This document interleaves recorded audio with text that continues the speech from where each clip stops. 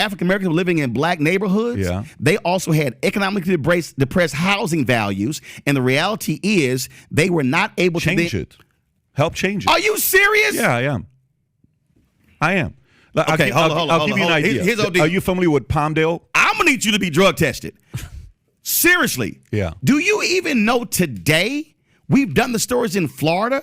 When somebody's black selling their house, the appraisers will come in and literally give them a value $100,000 to $300,000 less because they're black. You know that's actually happened, right? You'll take one story and say that. Oh my God! On how many occasions has that happened? Are you serious? Do you? In this one, we're going to react to a debate between Roland Martin and Patrick Bet-David from the PBD podcast over at Valuetainment. It's pretty interesting. It gets heated.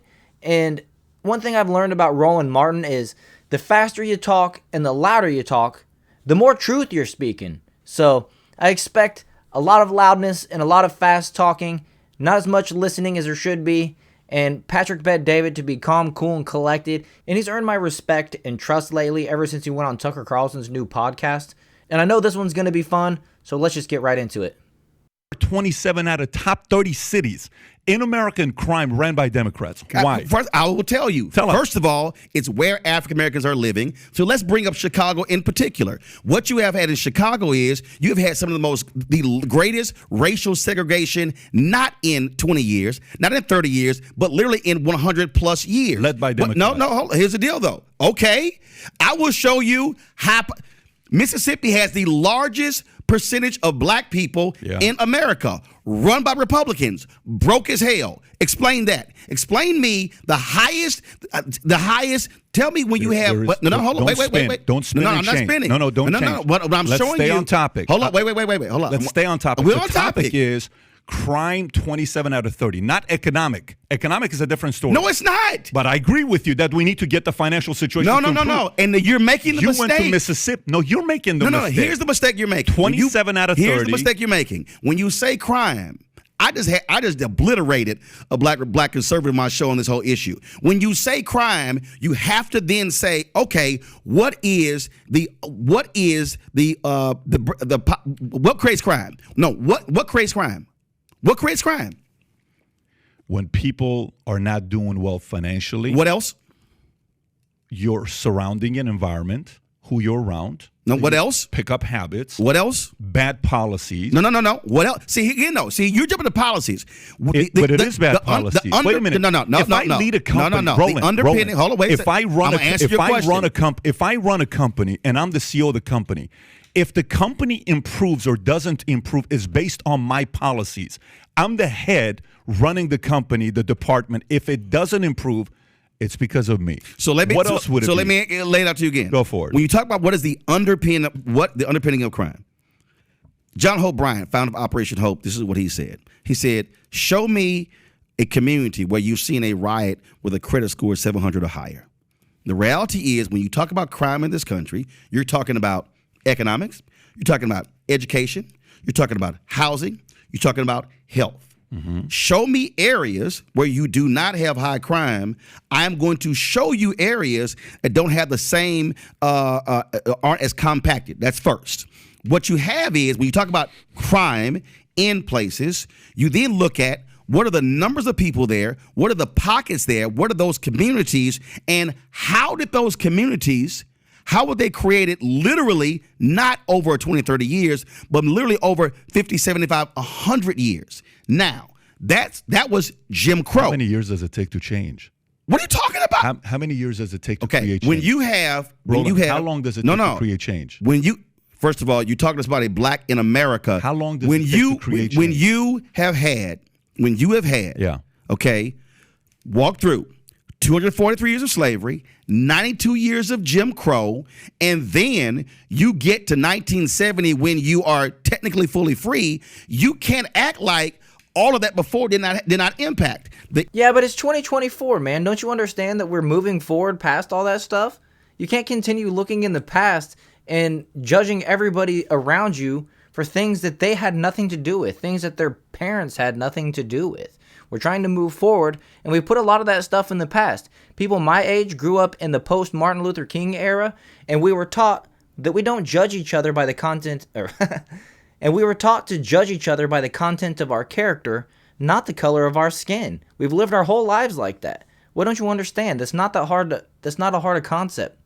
The issues that you're having now have to do with not Democratic or Republican policies. It has to do with literally white supremacy and Jim Crow in America. We are still, to act as if we are still not dealing with that. How did housing discrimination take place in this country? Do you know who created it? The realtors.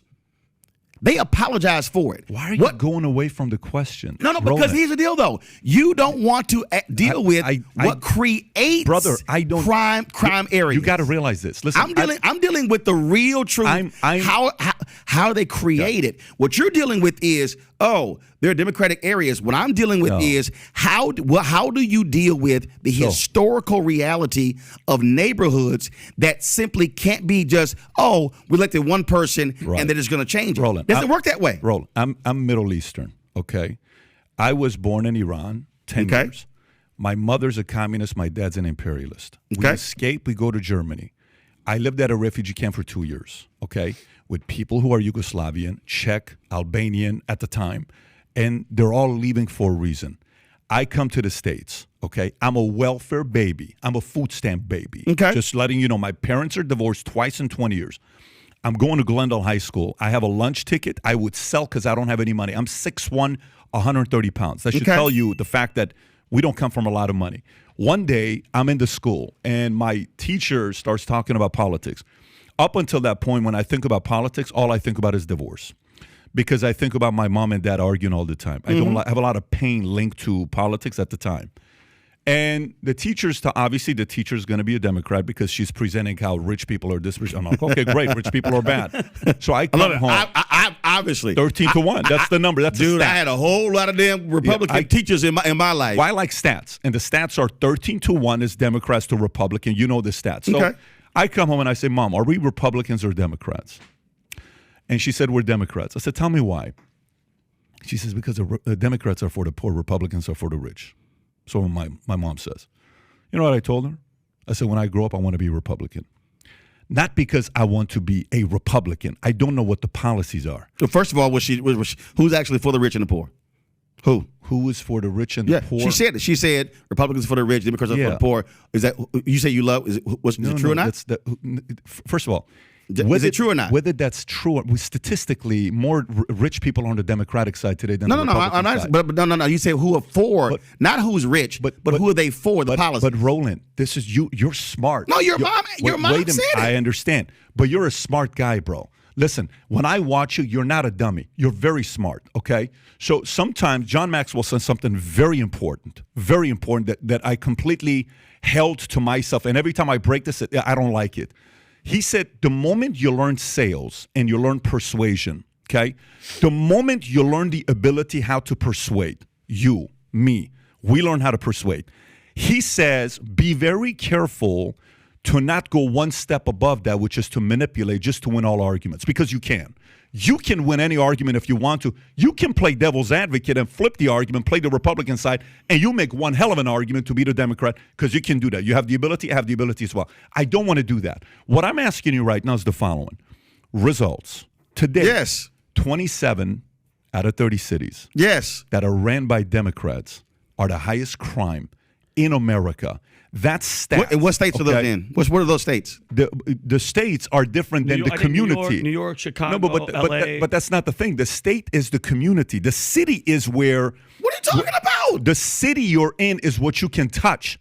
Every year you come up and you say, "Re-elect me." I can help. The state. Listen, I am born and raised in Texas, Houston, Clinton Park. To act as if. What? No. Oh, so then what you're saying is, let's stop voting for mayors. They're a waste of time. No, see. Because they can't do anything. First of all, I didn't say that. Let me finish my thought. I am born and raised in Houston, Texas. Grew up in Clinton Park neighborhood. To act as if what happens in Austin does not have an impact on Houston is crazy. You're making excuses now. No, I'm not. You're making excuses. Okay, here's now. the deal, though. Here's the deal, though. See, it's real easy to say it's excuses when I'm stating facts. And the point I'm stating is... That's not a fact. That's just an opinion. No, it's a fact. The state of somebody who, as a kid, traveled with my mom to rallies and events with the Metropolitan Organization at the state capitol. I understand Did you grow up rich? Who? And there it is. Roland Martin just had to say it a little bit louder for a second time. It's a fact, and that became a fact.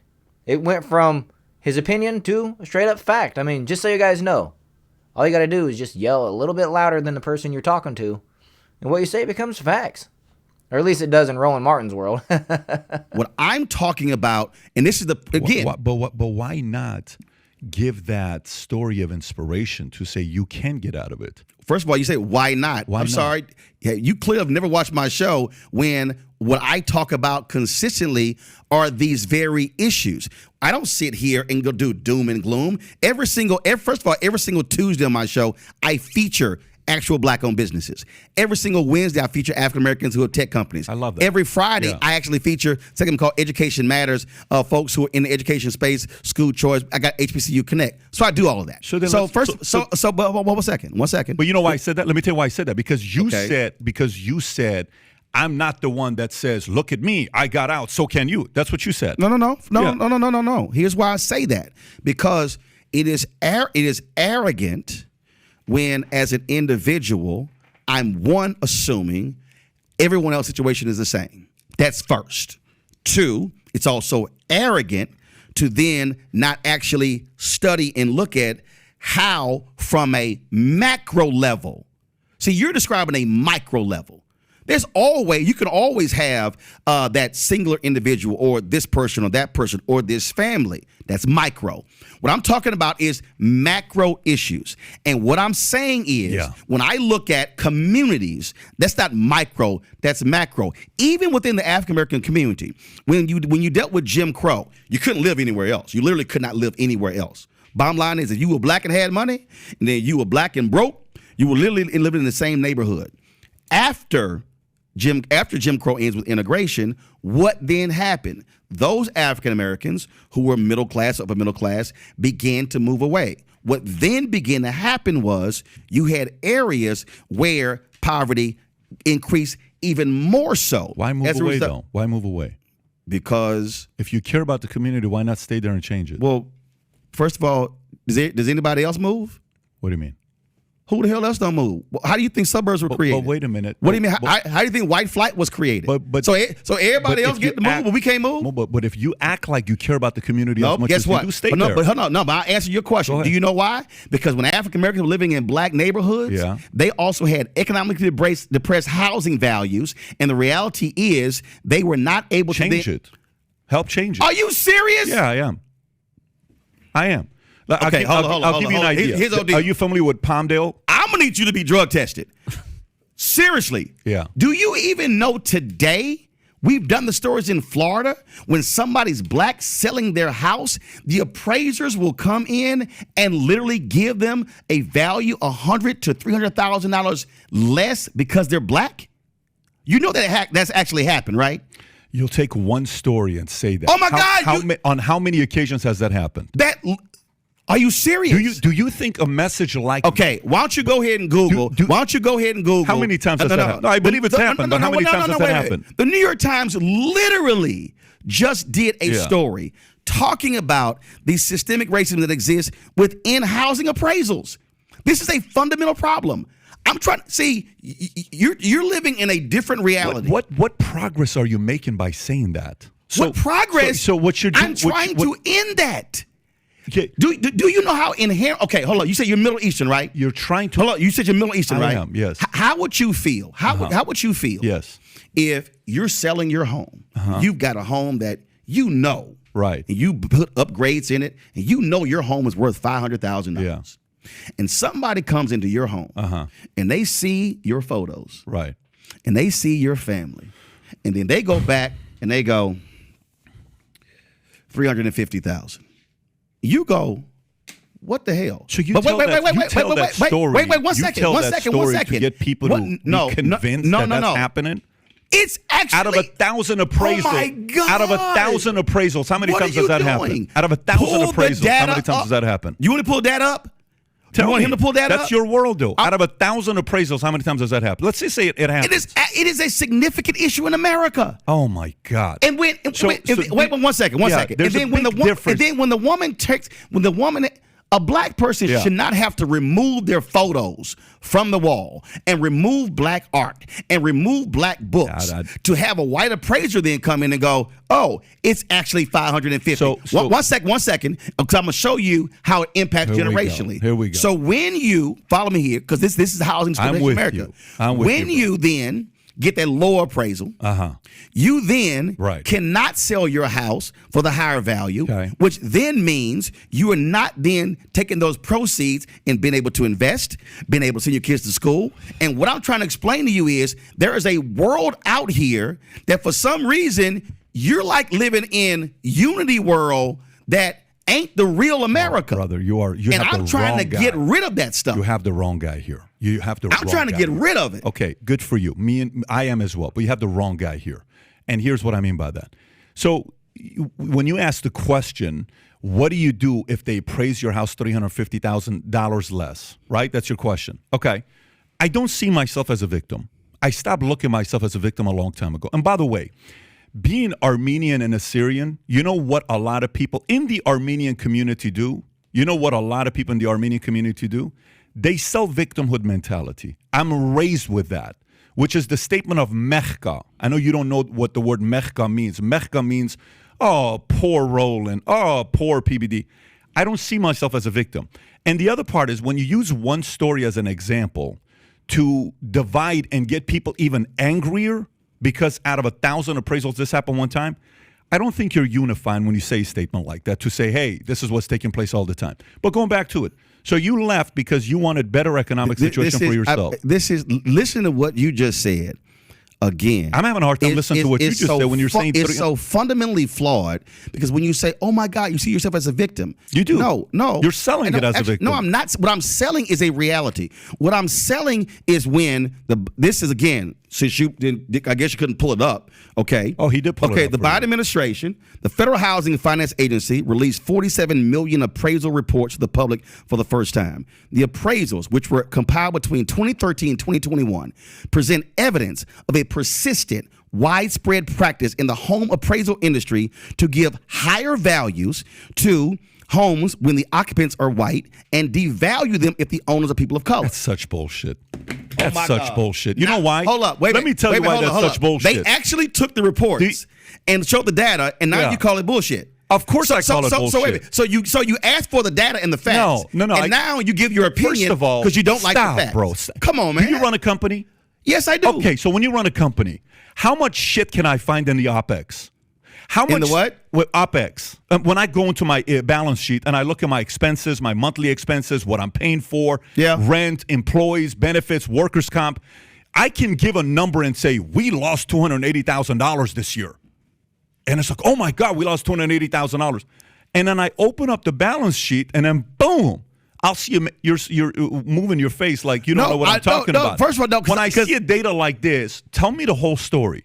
To jump to conclusion with something like this without seeing the entire story is ludicrous to make a comment like that. But analyzing the millions of appraisals by using census tracts as a proxy for neighborhoods and comparing communities with nearly identical housing stock, two researchers found that the results showed a clear correlation. The higher the proportion of white residents in each community, the higher the appraised value of individual homes. They compared similar data.